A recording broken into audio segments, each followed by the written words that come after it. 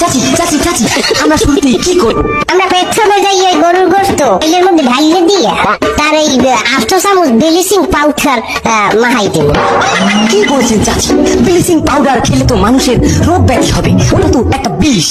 বাপু এই গোস্তের মধ্যে অনেক জীবাণু থাকে, তাছাড়া যে আপ দিয়ে দই হ্যাঁ আপতেও তো জীবাণু থাকে। আবার এই হলো ওই যে করলে এটা একটা বিষ, এই আগুনের জালে বিষ ও পানি হয়ে যায়। আচ্ছা যাই হোক চাচি, তারপর ব্লিচিং পাউডার দিয়ে আমরা কি করবো? 8টা গ্যাসের ট্যাবলেট ভেঙে দেব। কি বলছেন চাচি? আপনি গরু গোস্তের মধ্যে গ্যাসের ট্যাবলেট ভেঙে দেবেন কিসের জন্য চাচি? বাপু যে মশলা ব্যবহার করবো এর ভিতরে অনেকের খাইয়ে গ্যাসে চাপ দেবে, সেই জন্য আমি এটা বলতে পারেন যে চাষির একটা বিশেষ আয়োজন। আচ্ছা চাচি, আমরা গ্যাসের ট্যাবলেট দেওয়ার পরে তরকারির মধ্যে কি দেবো চাচি? তারপরে যাই এর ভিতর দেবো খাউজানির ট্যাবলেট। খাওয়ার ট্যাবলেট তরকারির মধ্যে আমরা কেন দেবো চাচি?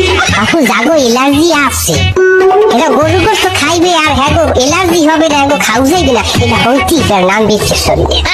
তারপরে আপনি চাচি কি দিবেন? তারপর যাই আমি 4 লিটার 7 আপ এর মধ্যে ঢেলে দেবো।